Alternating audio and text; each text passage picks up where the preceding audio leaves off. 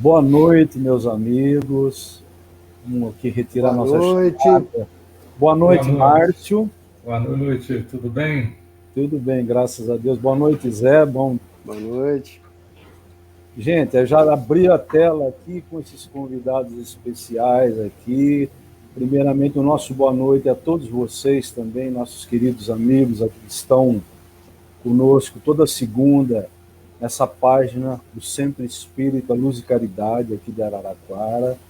Então, todos sejam bem-vindos, que eu tenho certeza que hoje vai ser uma noite bastante especial, muito agradável, e eu estou recebendo aqui esses queridos amigos aqui, Márcio Correia. O Márcio é nosso amigo expositor, ele é professor, é engenheiro, e o Márcio, a gente falar do Márcio de São Carlos, é aquela pessoa, aqueles amigos nossos que a gente bate grandes papos, esteve sempre conosco de forma presencial, e assim, tem uma eloquência muito bonita no falar, aquelas pessoas que a gente aprende muito, estando com ele, falando com ele. Então, assim, Márcio, seja bem-vindo, Márcio. Sua boa noite aí para todos. Boa noite a todos, né? É uma grande alegria, mais uma vez, estarmos juntos com os companheiros aí do Luz e Caridade, e com os meus dois amigos aí ladeando, né? O Sérgio e o Zé Henrique. É uma enorme satisfação.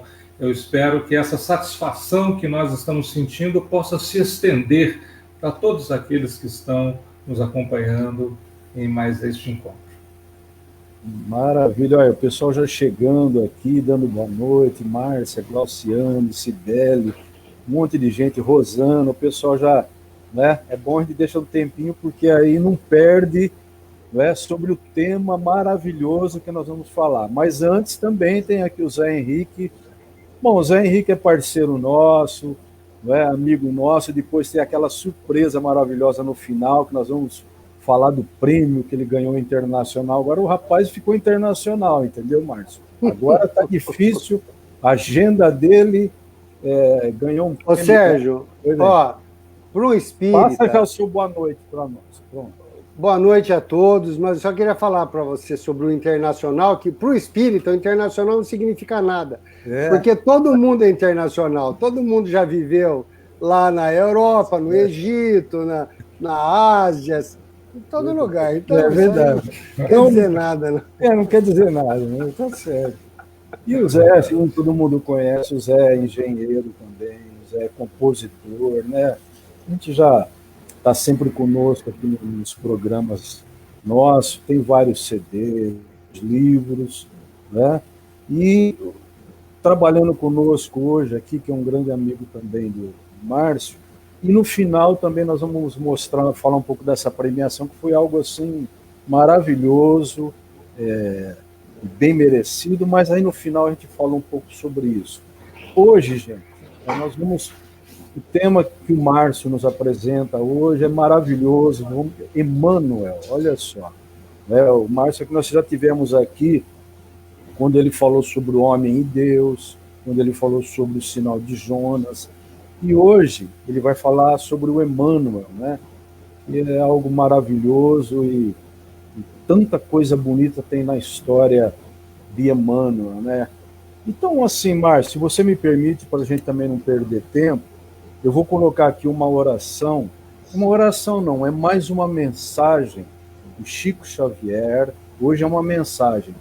E olha, e tem tudo a ver, porque nós vamos falar desse protetor, Emmanuel, o seu guia, e nada melhor do que a gente colocar o Chico, ele falando, e eu sempre pego coisas dele, que é maravilhoso, ele falando, gente, Zé, presta atenção na humildade do Chico Xavier falando, a gente fica até constrangido, mas vamos lá, que é tipo uma mensagem, uma oração, para a gente entrar no tema. Vamos lá, olha aí. Se eu tivesse influência, se eu pudesse realizar alguma coisa em benefício da comunidade, e se eu tivesse a menor autoridade para fazer isto, eu apenas repetiria para mim mesmo e para todos os nossos irmãos em humanidade, de todas as terras e de todos os idiomas, aquelas palavras de nosso Senhor Jesus Cristo. Amai-vos uns aos outros como eu vos amei. Porque amor com esquecimento de si mesmo. Porque amor nada pedindo para si. O amai-vos uns aos outros foi superado pelo amai-vos uns aos outros como eu vos amei. Amar alguém ou alguma causa sem pedir nada, sem esperar o pagamento nem mesmo da compreensão da inteligência do próximo, então trabalhar por uma humanidade mais feliz, por um mundo melhor, pela extinção das guerras e pelo incentivo do progresso em bases morais convenientes para que nós todos estejamos no melhor lugar possível que possamos ocupar no campo da vida humana, servindo ao Pai, ao Criador, a nosso Senhor Jesus Cristo e a todos os princípios cristãos, ou mesmo aos princípios mais nobres de outras religiões, para que, com o respeito mútuo, possamos vencer todas as barreiras e amar como o amor deve ser consagrado entre nós. Maravilha, não é, rapaz? Enfim, né, a humildade dele é algo assim que envolve o coração da gente, né? Enfim. Zé, você quer dar um alô aí sobre o tema aí? Bom, eu achei ótimo essa abertura do Sérgio, porque não dá para a gente falar de Emmanuel sem falar de Chico, né? E não dá para falar de Chico sem falar de Emmanuel, os dois praticamente se confundem, né? Na obra espírita. Eu queria começar perguntando aqui para o Márcio, como que o Chico, quem é Emmanuel e como que o Chico e o Emmanuel se encontraram, esse primeiro contato que eles tiveram, como foi? Veja, Emmanuel é um espírito que a gente tem notícias dele de muito tempo, né? Se nós olharmos aquilo mesmo que ele contou para a gente no livro Há 2000 anos, ele foi o senador Públio Lentulus, né, contemporâneo de Jesus, que, aliás, escreveu uma carta onde ele descreve Jesus. E o Emmanuel passou por inúmeras encarnações, ele depois viveu como um escravo na Síria, como um romano no Chipre, como bispo na cidade de Lyon, etc, etc. E o Emmanuel, inclusive, ele foi o nosso padre Manuel da Nóbrega, aqui tão importante na história do nosso país, né? Um jesuíta que trouxe aí impulsos muito significativos na área da educação e cofundou a cidade de São Paulo. E aí o Emmanuel traz, através do trabalho do Chico, algumas contribuições muito preciosas, né? A condução em si de todo o processo mediúnico, mas muitas das suas obras que nos ajudam a aprofundar o conhecimento do Evangelho de Jesus. Então tem várias obras do Emmanuel e hoje nós vamos ter a oportunidade aqui de pegar algumas dessas interpretações dele a respeito de temas que estão no Evangelho, alguns inclusive que não são tão fáceis assim de absorver, mas com a ajuda do Emmanuel, com a clareza desse espírito e a força do seu trabalho, isso fica muito auxiliado. Nós temos notícias de que o espírito Emmanuel apareceu para o Chico Xavier pela primeira vez em 1927. Então vejam que nós estamos falando alguma coisa que já aconteceu há quase um século atrás, né? Ele estava na fazenda e, segundo o relato, o Chico ouviu uma voz, logo em seguida vislumbrou uma imagem de um jovem majestoso, brilhante, com vestes de sacerdote, e o Chico tinha apenas 17 anos. Os trabalhos do Chico Emmanuel, entretanto, só foram começar mais tarde, em 1931, quando o Chico já tinha um pouco mais de maturidade espiritual. Mas quando ele se encontra embaixo de uma árvore, certa vez orando, Emmanuel voltou a aparecer para ele e fez uma pergunta Nós que somos espíritas conhecemos esses relatos e gostamos de lembrar, porque mostram a importância daquilo que Emmanuel orientou o Chico, né? Perguntou a ele o seguinte: Chico, mas você está disposto a trabalhar na mediunidade? Ele falou: sim, eu estou, se os bons espíritos não me abandonarem. E o Emmanuel fala com ele: olha, você nunca vai estar desamparado. Para isso é preciso que você trabalhe, estude e se esforce muito no bem. E o Chico perguntou: mas você acha que eu tenho condições de aceitar esse compromisso? O Emmanuel falou: perfeitamente, desde que você honre 3 pontos básicos para o princípio. Aí o Chico perguntou para o Emmanuel: mas qual é o primeiro ponto? O Emmanuel respondeu: disciplina. E o segundo? Disciplina. E o terceiro? Disciplina, é claro. Temos algo a realizar. Temos, na época, o Emmanuel fala do projeto de 30 livros para começar.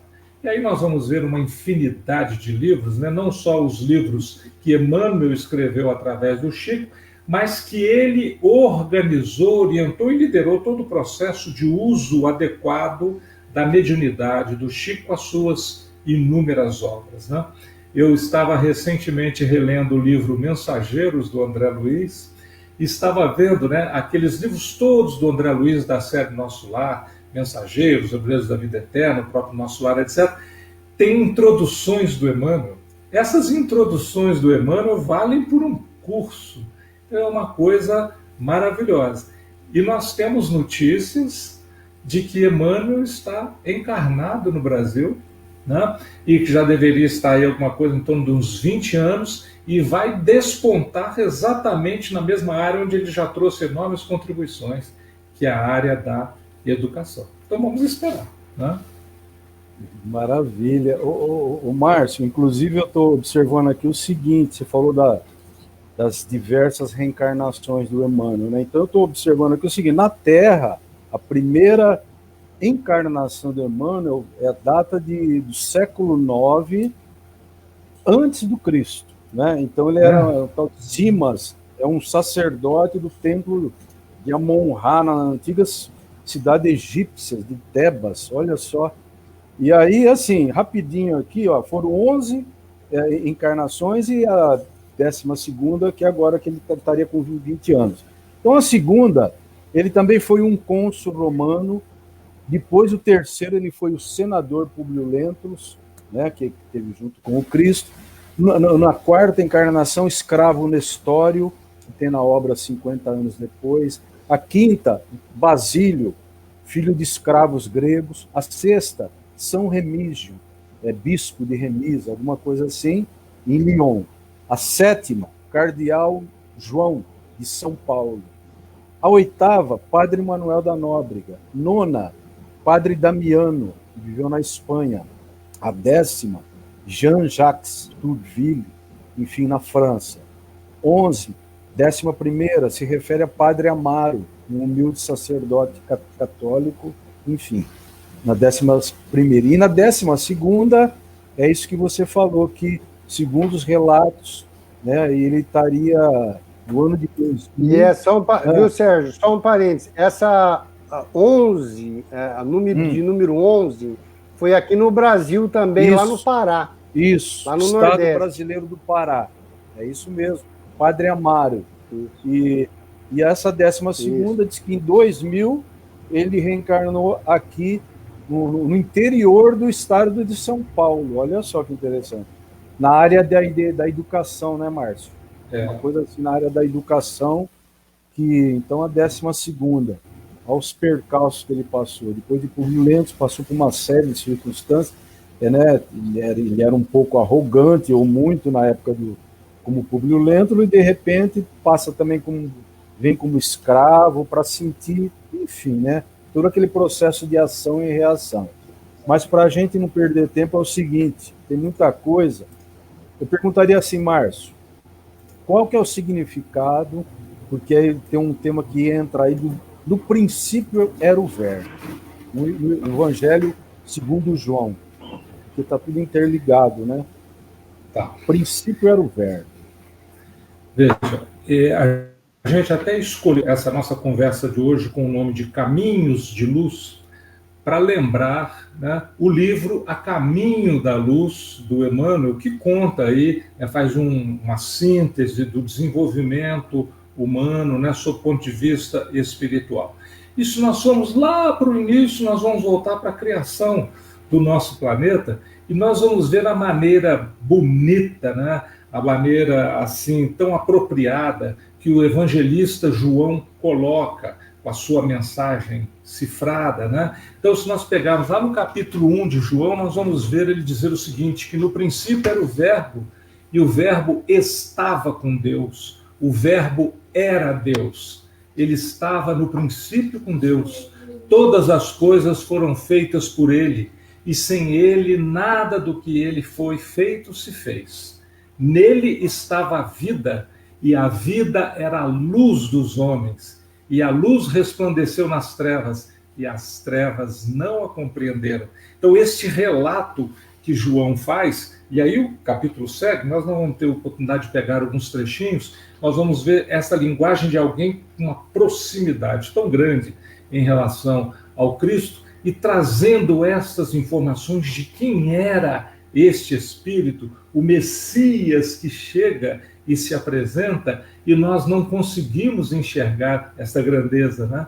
E aí no livro Consolador, isso é perguntado para o Emmanuel, lá na questão 261, onde se faz a seguinte questão: no princípio era o Verbo. Como devemos entender esta afirmativa do texto sagrado? Então, gostaria de relembrar a resposta do Emmanuel para ver a maneira como ele entra com absoluta profundidade nas palavras do Evangelho e como ele sintetiza em poucas palavras aquilo que nos ajuda a compreender aquilo que está lá, né? Então ele diz assim, que o apóstolo João ainda nos adverte que o Verbo era Deus e estava com Deus. O Verbo criador, o Verbo da ação transformadora, né? E ele continua, Deus é amor e vida, e a mais perfeita expressão do Verbo para o orbe terrestre era e é Jesus, identificado com a sua misericórdia e com a sua sabedoria desde a organização primordial do planeta, né? A ciência humana não conseguiu enxergar isso ainda, né? É o que o próprio Emmanuel nos fala no A Caminho da Luz, mas e acabou chamando de natureza, mas na realidade a definição daquilo que é o cenário da vida no nosso planeta é obra maravilhosa do Cristo. Então o Emmanuel encerra essa resposta dizendo o seguinte: visível ou oculto, o Verbo é o traço da luz divina em todas as coisas e em todos os seres, nas mais variadas condições do processo de aperfeiçoamento. Então, o Emmanuel vem com essa condição, espíritos superiores fazem isso, né? Dizem muita coisa em poucas palavras, com densidade e com profundidade. Maravilha. Ou seja, eu acho que a gente poderia aproveitar, né, Márcio, e o tema do Verbo, né, daquele que se fez carne, o Cristo, e tem a sua música, né, Zé? Você...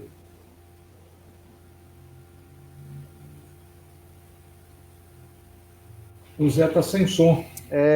Estava mutado aqui. Vamos lá. Eu musiquei um trechinho do livro A Caminho da Luz, um trecho muito bonito, que eu achei muito poético, do Emmanuel, né?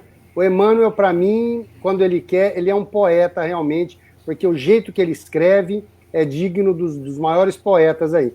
E eu resolvi musicar esse trecho, que fala exatamente dessa época, de que no início Deus estava com o Verbo e foi criado o nosso planeta. Isso fazem 5 bilhões de anos. Jesus, nessa época, já era um espírito crístico, né? Já tinha passado por todo esse caminho que nós estamos traçando e já estava ao lado de Deus, ajudando a criar um planeta. Então, vamos ouvir um trechinho dessa música aí, O Verbo na Criação Terrestre. Muito bonito. Vamos lá.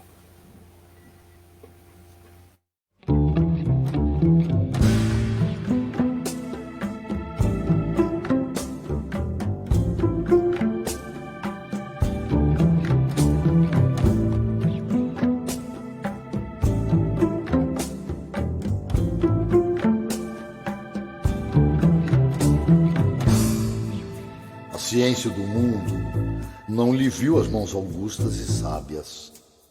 Na intimidade das energias que vitalizam o organismo do globo. Substituíram-lhe a providência com a palavra natureza. Em todos os seus estudos e análises da existência. Mas o seu amor foi o verbo da criação do princípio, como é e será a coroa gloriosa dos seres terrestres, na imortalidade sem fim.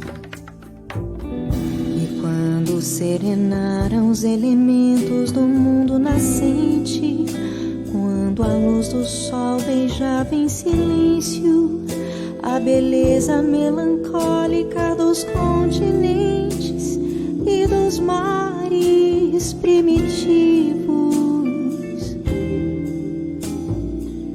Jesus reuniu nas alturas os intérpretes divinos do seu pensamento. Viu-se então descer sobre a terra das amplidões dos espaços ilimitados uma nuvem de forças cósmicas que envolveu o imenso laboratório planetário em repouso.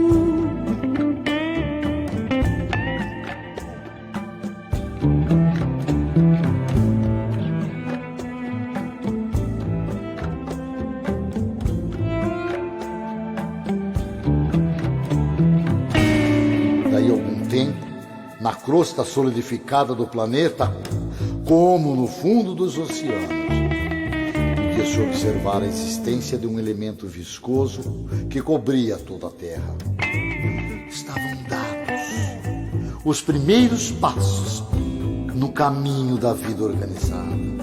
Com essa massa gelatinosa, nascia no orbe o protoplasma.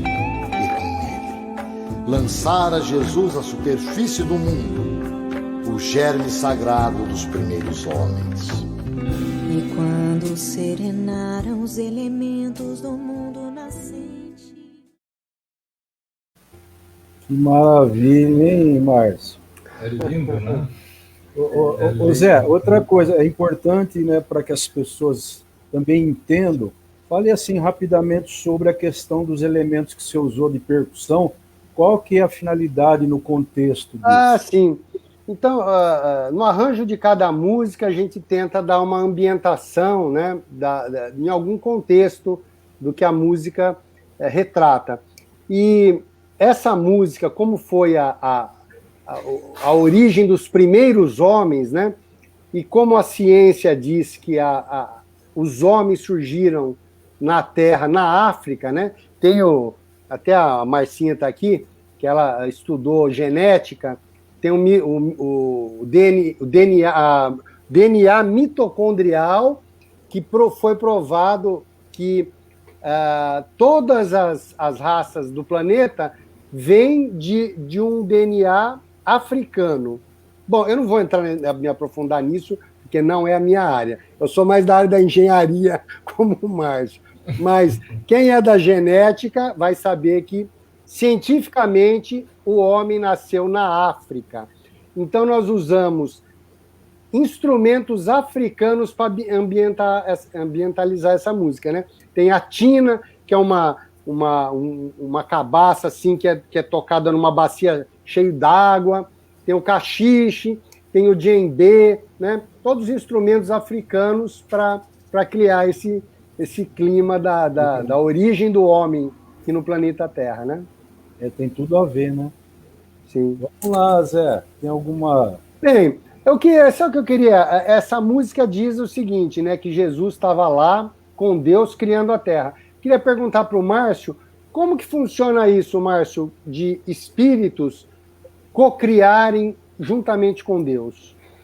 Engenheiros siderais, enfim, que se fala muito. No momento, tem essas situações. O André Luiz nos ajuda a compreender isso aí lá no livro Evolução em Dois Mundos. Ele diz o seguinte: O fluido cósmico é o plasma divino, hausto do Criador ou força nervosa do Todo-Poderoso. Né? Esse fluido cósmico que penetra todo o universo ou todos os universos. Nesse elemento primordial vibram e vivem constelações e sóis, mundos e seres, como peixes no oceano. Essa comparação que o André Luiz faz é maravilhosa, porque nos ajuda a compreender as coisas, né? Mas como é que nós estamos imersos nesse plasma? Como se nós fôssemos peixes imersos no oceano. Mas aí ele aprofunda o pensamento e diz o seguinte: nessa substância original, que é o plasma divino, ao influxo do próprio Senhor Supremo, que é Deus, operam as inteligências divinas a ele agregadas. São esses co-criadores em processo de comunhão indescritível, ou seja, para a nossa capacidade de compreensão ainda é muito difícil a gente entender essa integração de espíritos da qualidade, né? Espíritos da evolução totalmente realizada como um Cristo, essa integração com o Pai. Jesus nos dá uma pista maravilhosa quando ele diz: eu e o Pai somos um. Então ele fala dessa integração. Agora, o mais bonito é que, além dele falar dessa integração, ele nos convida a nos integrarmos também, né? Ele mostra que depois de uma jornada evolutiva longa que nós vamos passar por ela, que um dia nós também chegaremos lá. Ou seja, através do Filho, nós poderemos chegar ao Pai. E quem é que não deseja se encontrar com seu Pai, com seu Criador, com aquele que efetivamente lhe doou a vida e não permite que ninguém a tire? Então, esse processo dos co-criadores é um processo muito interessante. Espíritos que chegam à condição de um Cristo podem produzir esse tipo de coisa, né? Que maravilha, né, rapaz? Bom, tem muitos livros, muitos escritos sobre, né, assim, fica tudo muito claro dessa luz do mundo, né? A gente pode gostar de uma filosofia, de alguns, né, grandes homens aí que ajudaram a humanidade, né, Márcio? Mas a gente sabe que o Cristo é a luz, chamado a luz do mundo, né? Então, esse verbo que se fez carne, né? Então, eu acho que a presença do Cristo é aquele que toma conta, né? E não é à toa que se chama, né, pelo menos a gente compreende pela doutrina, o governador do planeta, que está com a gente desde a criação. E aí eu me estendo um pouquinho na seguinte situação: por isso que a gente não pode perder a confiança, principalmente nos dias de hoje, né, perder a fé, porque o Cristo esteve com a gente lá no início, com tanto amor, não seria agora que ia deixar a gente à deriva, né? Então é um motivo de fé para a gente. Sem dúvida. E nunca estivemos à deriva e nunca estaremos, né? Porque quem controla essa nau, como diz Bittencourt Sampaio numa mensagem memorável, é exatamente o Cristo. É ele que está lá segurando o leme. Portanto, ele sabe muito bem para onde as coisas devem ir, ele sabe muito bem como conduzir, ele sabe muito bem como acalmar as ondas, quando for o caso, ou nos preparar para enfrentarmos as ondas mais adversas, as situações mais difíceis, né, que fazem parte do nosso processo, da nossa caminhada. E nessa questão da luz, no texto de João, ele fala de uma maneira também maravilhosa, né, aquilo que seria o Cristo junto de nós. Ele diz assim: ali estava a luz verdadeira, que ilumina todo homem que vem ao mundo. Então, todo homem que vem ao mundo, ou seja, nós todos que temos passado por encarnações sucessivas aqui na Terra, somos beneficiados por esse processo de iluminação, que é todo ele capitaneado, patrocinado, organizado pelo Cristo. Então, alguns de nós são espíritos que estão vivendo já há milhares de anos aqui neste planeta, mas outros estão vindo de outros locais, como, por exemplo, os que foram exilados lá do planeta que orbitava em torno da estrela dupla, Capela, e que foram absorvidos com todo amor, com todo carinho, né? Com toda paciência pelo Cristo que os recebeu de forma tão amorosa. Mas João continua no relato dele dizendo o seguinte no Evangelho: estava no mundo e o mundo foi feito por ele, e o mundo não o conheceu. Veio para o que era seu, e os seus não o receberam. Mas a todos quantos o receberam, deu-lhes o poder de serem filhos de Deus, aos que creem no seu nome, os quais não nasceram do sangue, nem da verdade da carne, nem da vontade do homem, mas da vontade de Deus. Então, essa compreensão maravilhosa colocada pelo evangelista nos ajuda a perceber o seguinte: esse trabalho incansável e um trabalho totalmente desprendido de um espírito como Cristo, né? Nós vimos aí a forma humilde, simples com que o Chico Xavier, né, se mostrou, e a gente vê o seguinte: esse trabalho incansável, realizado por um espírito que já está integrado ao Criador, que há 5 bilhões de anos está cuidando de toda a vida de mais de 30 bilhões de espíritos, que somos nós, ligados ao planeta, entre encarnados e desencarnados, e ele não se incomoda com o fato de que nós ainda não conseguimos enxergar toda a profundidade do seu trabalho. Muitos, inclusive o renegaram, né, e o trataram mal, como muitos o fizeram ao tempo que ele estava aqui. Ele, um espírito nessa condição crítica, que vem e assume um corpo de carne com todas as suas limitações, e fez isso porque fez isso por amor profundo a todos nós, para exemplificar a maneira como é que nós devemos nos portar sobre este mundo e também no seu entorno. Então ele veio para iluminar as nossas consciências, né? E nós não podemos ficar distraídos, nós precisamos estar atentos a toda essa colocação que ele faz, porque a luz que vem dele, que deriva dele, é essa luz que vai nos iluminando por dentro, vai nos aquecendo e vai nos promovendo para condições melhores, a condição de filhos de Deus, né? É uma coisa maravilhosa. Ó, Márcio, e essa frase lindíssima do João, que diz assim: e o Verbo se fez carne e habitou entre nós. Essa frase é uma coisa, né? É uma coisa assim que a gente vai realmente muito fundo e a gente pensa, puxa, até onde João estava nos mostrando, né? Aí a gente vai nas palavras do Emmanuel, né? E o Emmanuel nos ajuda a compreender. Está lá na questão 283 do Consolador, onde foi perguntado para o Emmanuel o seguinte, com referência a Jesus, né, como interpretar o sentido das palavras de João, essas que o Zé Henrique estava levantando aqui: e o Verbo se fez carne e habitou entre nós, cheio de graça e de verdade, né? Então o Emmanuel responde o seguinte, que antes de tudo nós precisamos compreender que Jesus não foi um filósofo, e nem poderá ser classificado entre os valores propriamente humanos, tendo-se em conta os valores divinos da sua hierarquia espiritual, na direção das coletividades terrícolas. Então veja, ele não é mais um, ele é o governador, ele é o irmão maior, ele é o pastor de todos esses rebanhos que dependem da sua condução, que dependem da sua proteção, né? E o Emmanuel nos lembra que ele, enviado de Deus, foi a representação do Pai junto a esse rebanho de filhos transviados do seu amor e da sua sabedoria, cuja tutela lhe foi confiada nas ordenações sagradas da vida do infinito. Então vamos fazer um pequeno paralelo, se assim podemos fazê-lo, né?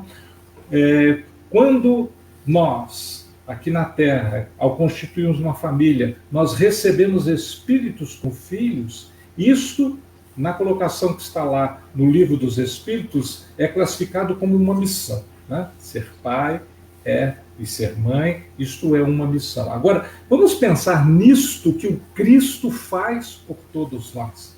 O Criador entrega a ele a responsabilidade, a tutela, a condução de bilhões de espíritos. Tá? Então, é uma tarefa enorme, hercúlea, que demanda tempo, esforço, energia e, sobretudo, muito amor, que é o que ele faz.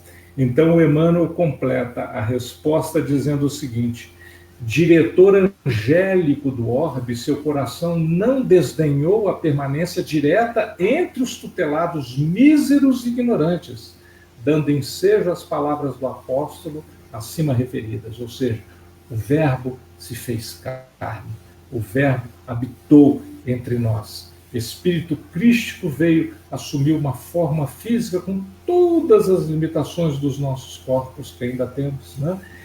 Por excesso de amor, né? Excesso que nós dimos é a abundância de amor em seu coração. Apesar de todas as nossas limitações, ele se apresenta e com todo amor, com toda fraternidade mostra: olha, é isso que vocês têm que fazer. Tem ouvidos? Ouçam. Tem olhos? Vejam. Né? Essa é a grande mensagem que ele traz. Que maravilha, hein, rapaz? Essas colocações do Márcio aí fazem a gente pensar. Eu acho que, assim, falando dessas belezas, né, Zé, que o Márcio colocou, que é uma poesia, né? É uma poesia. São momentos poéticos, assim, que envolvem a humanidade, a presença do Cristo, né? Enfim, onde a gente tem que aprender, né, dessa participação dele, dessa paciência de estar aqui, de estar vindo, cuidando, né, do seu rebanho. E a gente com a nossa paciência curtinha em relação a isso, aquilo, mas tudo bem. Vamos devagarzinho, a gente vai chegar lá. Agora, Zé, o que você acha, utilizando dessa poesia, desse momento, né, que é um momento poético, muito bonito, dessas passagens, né, do Cristo, e a gente colocasse a música Sinfonia para ilustrar?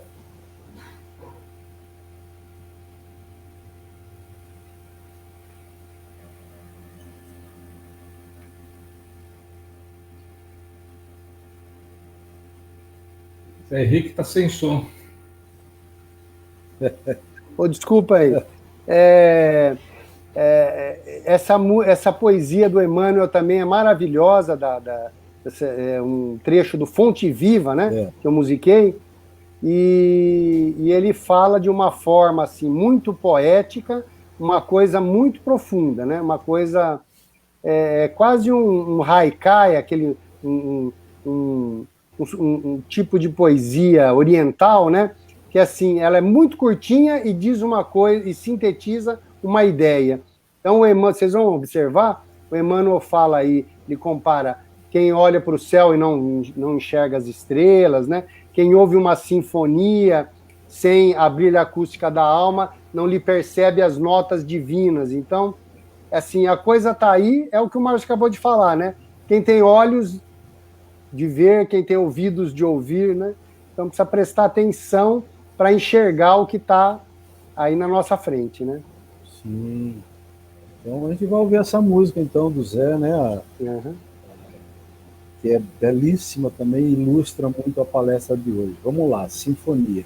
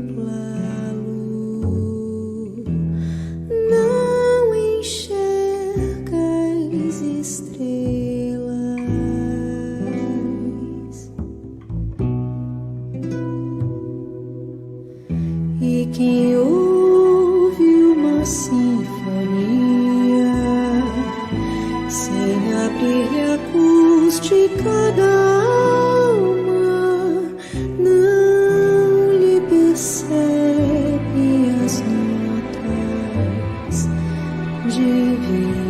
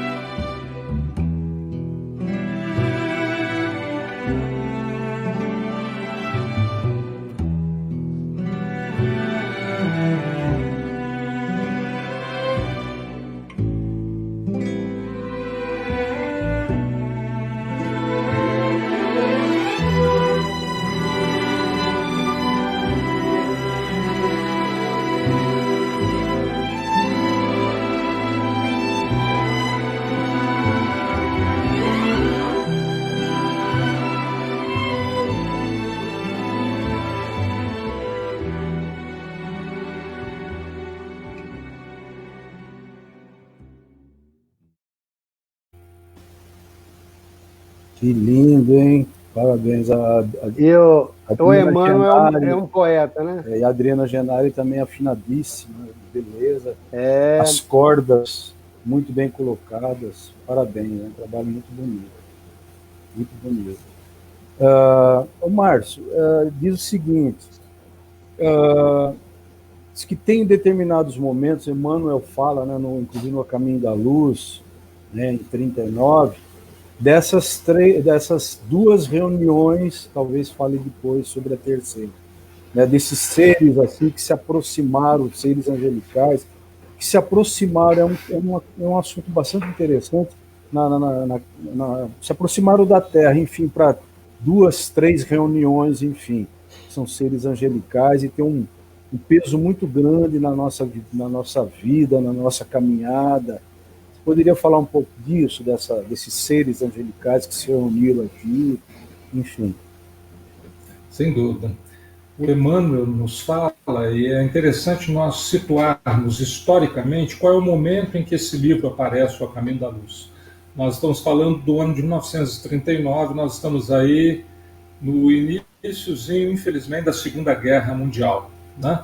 Então é um momento de grande apreensão no plano espiritual, a gente sabe de todas as dificuldades, os problemas relacionados a uma guerra, e nesse instante Emmanuel abre então uma luz muito grande a respeito dessas reuniões de comunidades celestes. Ele diz que Jesus faz parte dessa comunidade e que esta comunidade havia se reunido até então, nós estamos falando de 1939, 2 vezes. Qual foi a primeira vez que eles se reuniram? Foi quando foi decidida a criação da Terra. Então, um momento singular, né? Então, nós estamos falando aí coisa de 5 bilhões de anos atrás, né?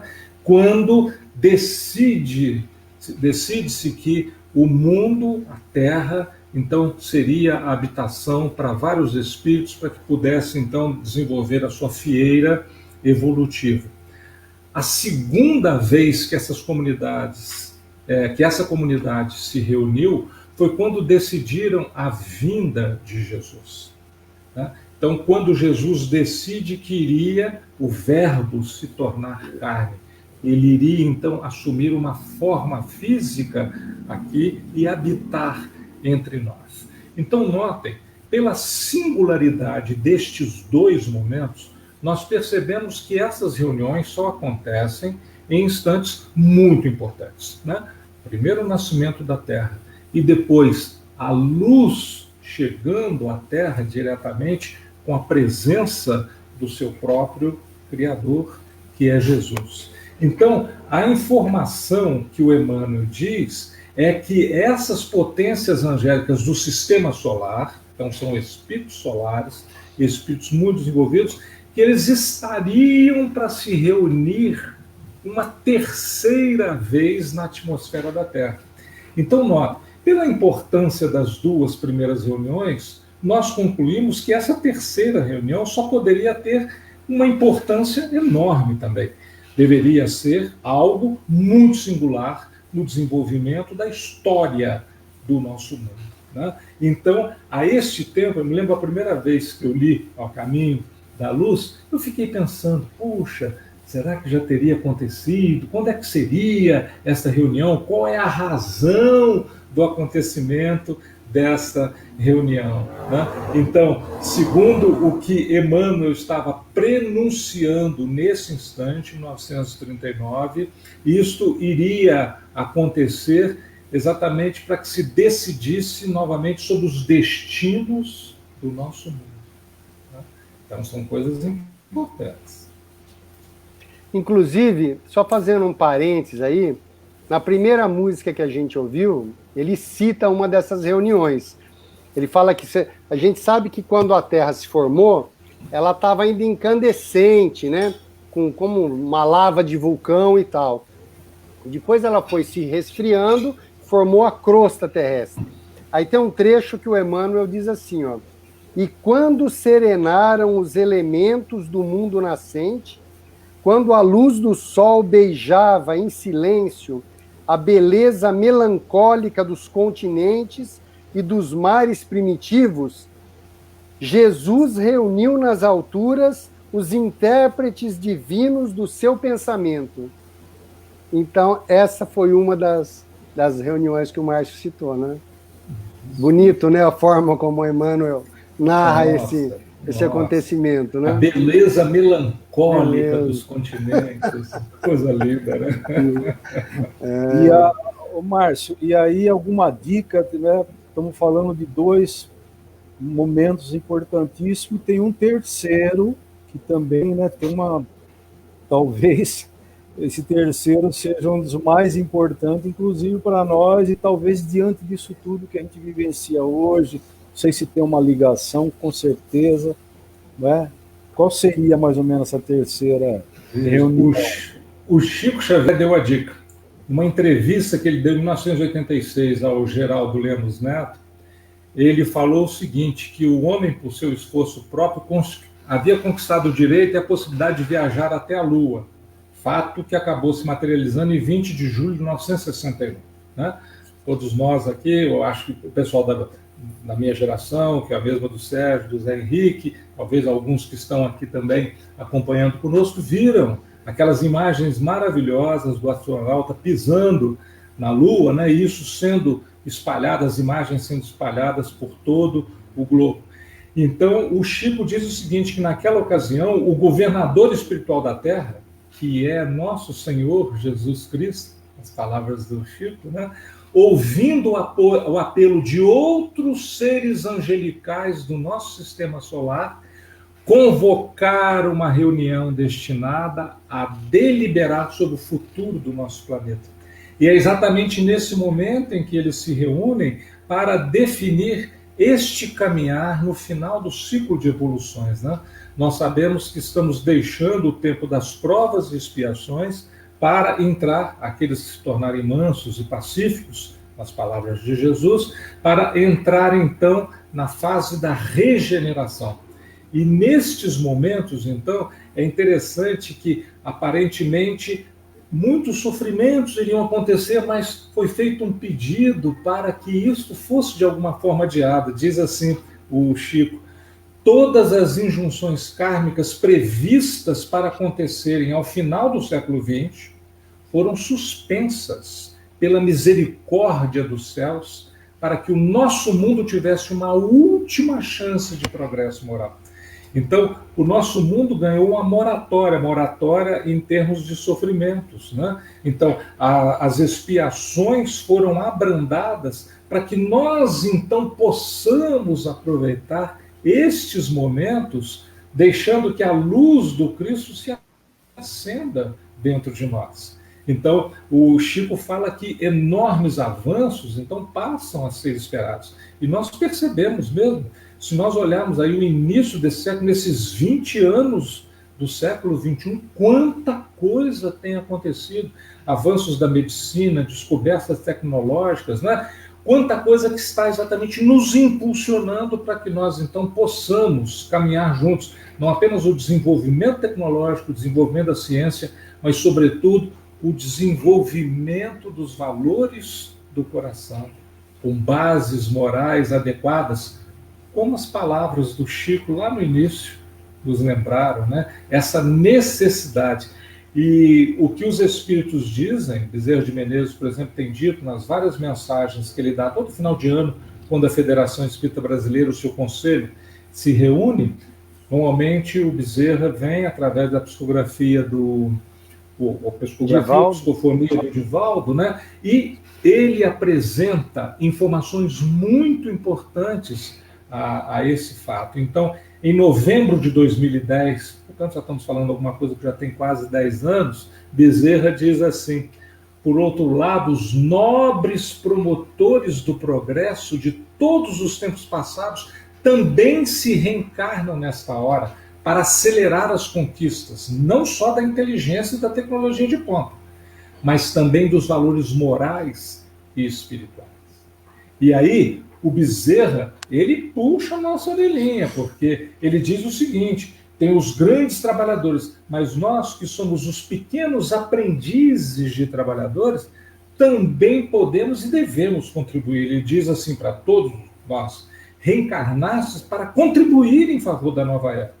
Então nós não somos apenas espectadores das transformações, nós precisamos ser agentes, mesmo que pequeninos, dentro do círculo restrito da nossa influência, mas precisamos ser agentes colaboradores dessa transformação, uma vez que nós sabemos que isso está acontecendo. Então nós não podemos desperdiçar todos esses recursos que estão sendo utilizados, gerados pelo amor do Cristo por toda a humanidade. Ele vem para nos iluminar, nós precisamos abrir o coração para que essa luz penetre e para que ele, como grande cultivador do solo dos nossos corações, possa plantar em definitivo a sua árvore nos nossos corações. Né? Maravilha. Ô, Márcio, é aquela frase de Cristo, bem-aventurados os mansos, porque herdarão a terra. O que significa essa frase? Sobre a perspectiva, sem a noção de uma vida futura, seria impossível a gente entender. Eu, pelo menos, assim, não conseguiria entender. Como é que eu vou herdar? Eu vou morrer e acabou. Tá certo? Ou então, vou morrer e vou para outro lugar. Como é que eu posso herdar a terra? Mas aqueles que se tornarem brandos e pacíficos merecerão, através da reencarnação, voltar ao mundo renovado. E herdarão, sim, a terra num ambiente mais tranquilo, mais fraterno, de maior respeito à natureza, de maior respeito ao ser humano, maior domínio da lei, valendo para todos nós, né? Numa visão mais fraterna. Então, isto está em gestação. Os mansos herdarão. Daí a importância de nós ouvirmos com muita atenção todas as bem-aventuranças lá, né? Bem-aventurados. Márcio, será que a gente poderia interpretar sobre a transição planetária, que os espíritos mais rebeldes seriam exilados da Terra para um outro planeta mais compatível com a evolução, e os mansos herdarão a Terra, quer dizer, continuarão aqui enquanto um planeta de regeneração? Perfeito, Henrique. A ideia é exatamente essa, né? Porque, veja, o momento que nós estamos vivendo aqui foi o momento que os nossos irmãos que estavam lá no mundo em torno do Sol Capela viveram, né? Os nossos irmãos viveram exatamente esse processo, fechados num ciclo de evolução. Alguns espíritos lá detinham até conhecimento e tudo, mas ficaram empedernidos no mal, no orgulho, na vaidade, no crime, etc. Então foram lançados no ambiente do nosso planeta. Auxiliaram no desenvolvimento tecnológico, auxiliaram na produção de conhecimentos, etc. E utilizaram, vamos dizer, o solo do nosso planeta como um cenário para o seu desenvolvimento, né? Então, se juntaram aqui com as raças primitivas e isso promoveu o desenvolvimento. Segundo o que o próprio Emmanuel conta no livro A Caminhos da Luz, muitos desses já voltaram para a Capela.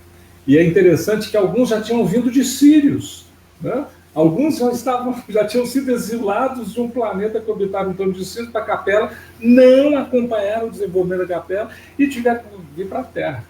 Mas muitos desses já voltaram, né? Aqueles que trabalham nos ambientes espíritas com comunicações espirituais certamente já tiveram a chance de perceber comunicações de espíritos que vieram de lá, e eles falam disso que está acontecendo, né? E é interessante que essa mensagem de que o ciclo está se fechando é uma mensagem que está chegando até nós através da mediunidade, mas essa mensagem também está sendo colocada no entorno do nosso planeta, especialmente nos ambientes mais difíceis, onde espíritos muito endurecidos precisam ouvir, para que eles possam aproveitar esses momentos e possam se promover e merecer essa terra renovada. Porque, como Cristo disse, só os mansos herdarão. É interessante nesses momentos, talvez, né, Márcio? Como você disse, esse terceiro momento que você falou foi importantíssimo, dessa moratória, né, que foi dado, enfim, né, mais um momento para a humanidade.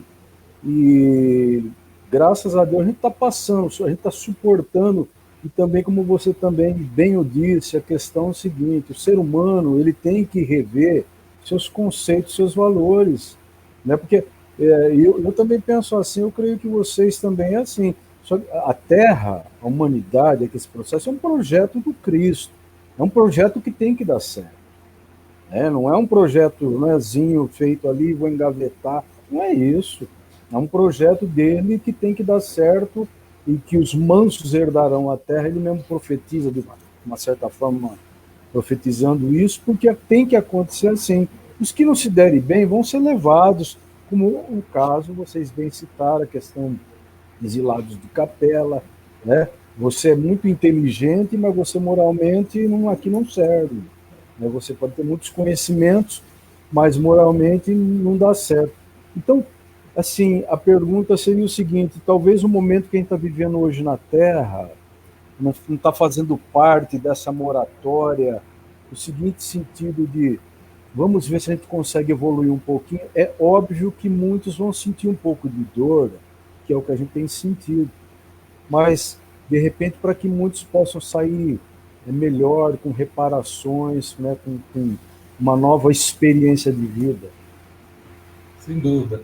E aí a gente localizou uma mensagem do Emmanuel, que ele fala como é que se caminha para a luz, né? Então, já que nós estamos falando do caminho de luz, né?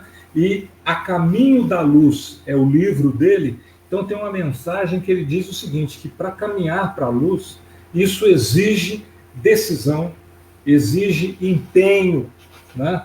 É preciso, por exemplo, meditar sobre as luzes recebidas. Nós somos beneficiados por muitas luzes, mas nós precisamos pensar a esse respeito. Nós precisamos mergulhar o sentimento nessa claridade bendita. Não podemos apenas observar a claridade, nós temos que mergulhar nela, ou seja, nos beneficiar dela e transformar as nossas vidas. Ele diz também, não se lançar na província da distração e nem da leviandade.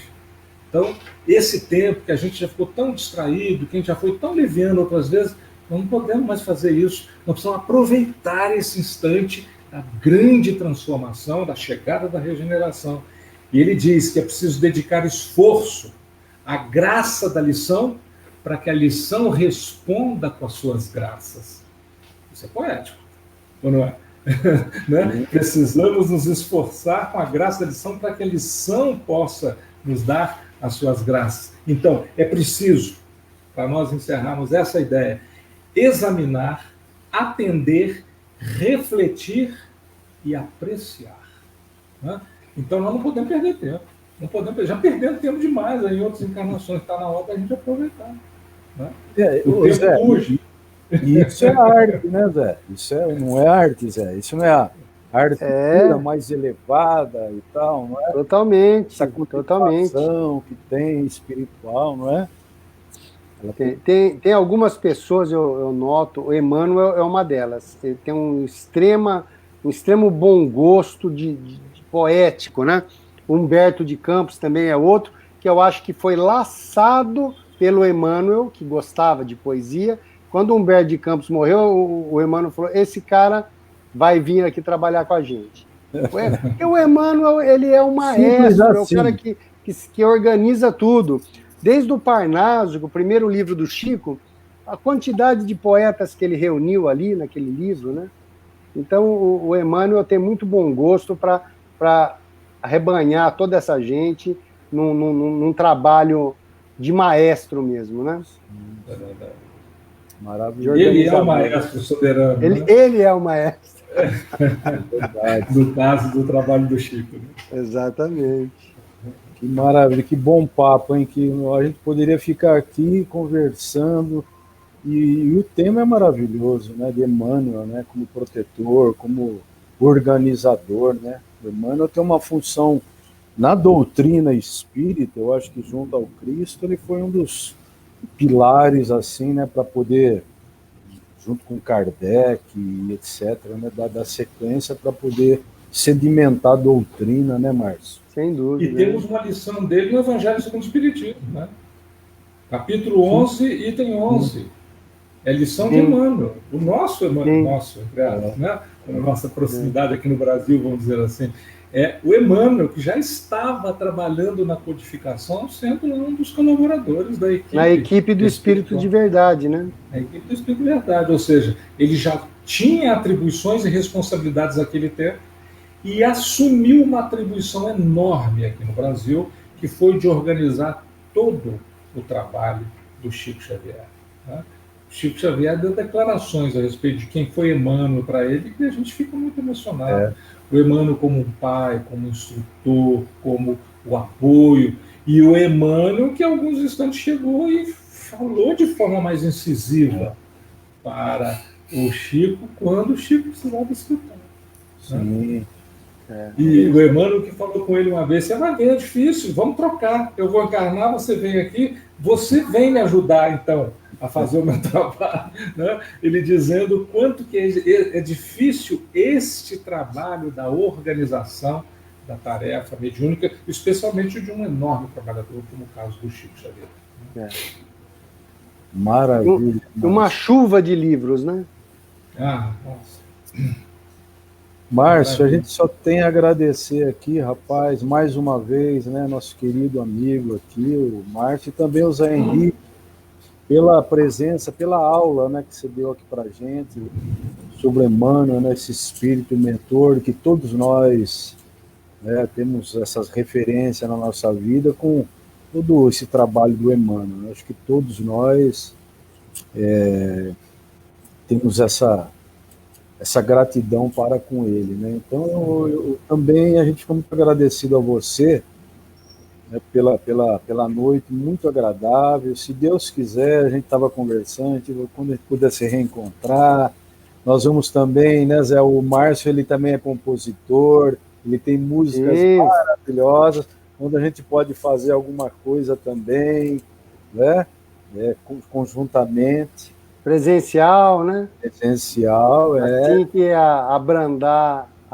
Ele é muito humilde, mas ele tem assim músicas, canções belíssimas aí, e só questão de tempo. O Márcio é parceiro nosso aí, temos composições juntas aí. O Márcio, meu querido amigo, se você me permite, né, e o Zé, eu gostaria de encerrar a nossa conversa de hoje, maravilhosa. Perfeito. E também, assim, se me permite, nesse espaço, falar desse prêmio, né, Zé, que você ganhou junto com o Lucas Tanuri, né, em Portugal, um prêmio, assim, maravilhoso, bem merecido, né, e foi a Lápide, que concorreu, assim, com centenas de outros filmes de animação, né, onde concorreu um monte de gente de outros países. Eu gostaria que você falasse assim rapidamente para a gente disso, e se me permite, eu vou encerrar com essa música, né, com esse filme, que é a Lápide, que fala dessa animação e fala desse prêmio, Zé. Então, eu acho realmente que foi muito importante esse prêmio, porque a gente conseguiu, de uma forma artística, assim, divulgar o Kardec por várias partes do mundo, né? Então, esse festival é um festival tradicional já na Europa e tiveram mais de 400 filmes inscritos, né, concorrendo, de vários continentes, da China, do Irã, Estados Unidos, vários países da Europa, aqui da América do Sul, então de muitos lugares concorrendo, e a gente ganhou o primeiro lugar com uma música que eu musiquei sobre o texto da lápide do Kardec, e que a gente fez em 5 idiomas, né? Então, a gente fez em francês, português, inglês, alemão e espanhol. Então, grande parte do mundo vai conseguir entender essa frase do nascer, morrer, renascer ainda e progredir sempre, tal é a lei, né? Que é o que diz a lápide do Kardec. Então, eu acho que foi muito importante em termos dessa divulgação, né? De colocar que é um festival aberto, inclusive não é um evento espírita, é um festival que todo mundo está assistindo, tem muita gente consultando ali, vendo teve lá na votação, teve mais de 20 mil visualizações da internet, né? Então, só por aí vocês têm uma ideia do alcance. E isso vai e continua depois, né? Essa divulgação. A Rede Globo fez uma matéria sobre o prêmio, então também foi para dentro da casa de todo mundo aí a Federação prêmio. Espírita, né? Federação Espírita também divulgou no site dela, então foi uma coisa bem importante assim, né? A gente tem que eu já tô com uma certa idade para ter assim de ficar muito empolgado com essa coisa de sucesso e tal, então eu já estou tranquilo com isso, não estou muito preocupado com isso. Então, acho importante assim a divulgação do Kardec, né, através da arte, né? Eu acho que isso é uma coisa muito importante. O trabalho do Lucas maravilhoso, né? Trabalho do Lucas maravilhoso. O Lucas não é espírita, né? É um amigo meu aí, ele fez os desenhos todos à mão, né? Sim. Um por um, para cada imagem, assim, para quem assistiu aqueles documentários do Walt Disney, que pegavam um calhamaço assim do Mickey e fazia ele andando, ele fez todo esse processo à mão e depois fez a animação no computador com as imagens e uma música aí de 3 minutos, vocês imaginam quantos desenhos ele teve que fazer, né? Então, ele também tem o mérito. Aliás, o festival, ele que inscreveu no festival, né? Era um festival de animação. Então, na verdade, ele fez uma animação em cima da música, né? Mas o roteiro todo da música, a história, está ali na música, né? Tá sintetizado ali, que é a lápide do Kardec, né? Bacana. Então, nós vamos ver agora também. Gente, meus amigos, eu vou encerrar então com a lápide, com esse vídeo que ganhou, para as pessoas saberem do que nós estamos falando. Márcio, fica com Deus, meu amigo, muito obrigado, viu? Uma boa noite. Zé, obrigado, viu? Obrigado, prazer estar aqui com 2 parceirãos. Alegria é toda nossa. Prazer é nosso, um abração para todos. Eu quero agradecer também aqui nossos amigos que estão nos vendo pela página do Luz e Caridade aqui de Araraquara. Lembrando que no dia 5 do 10, próxima semana, nós vamos ter o Jamiro, querido amigo também, nosso Jamiro dos Santos com a gente.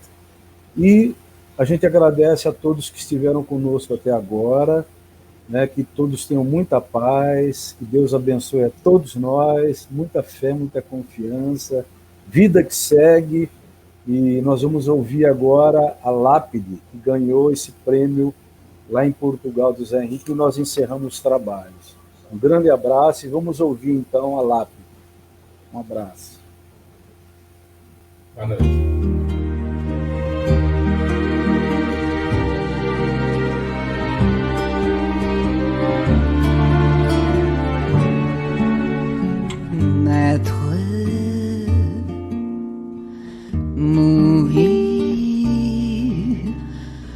renaître encore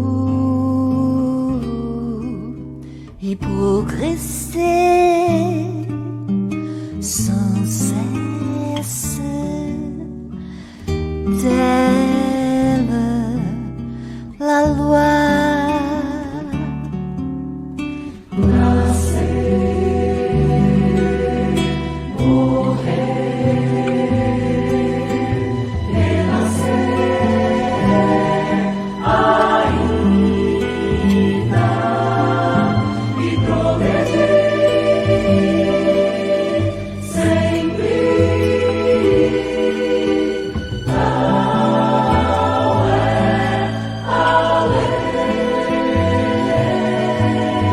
To be born, to die, to be reborn again, and constantly progress. That is the law.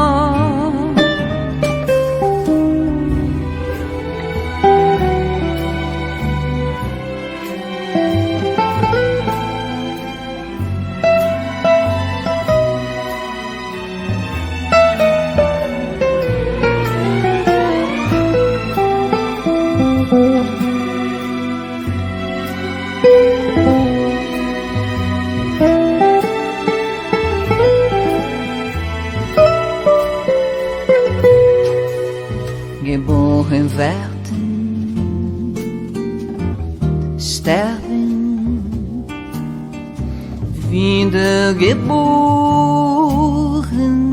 werden und unendlich fortschreiten.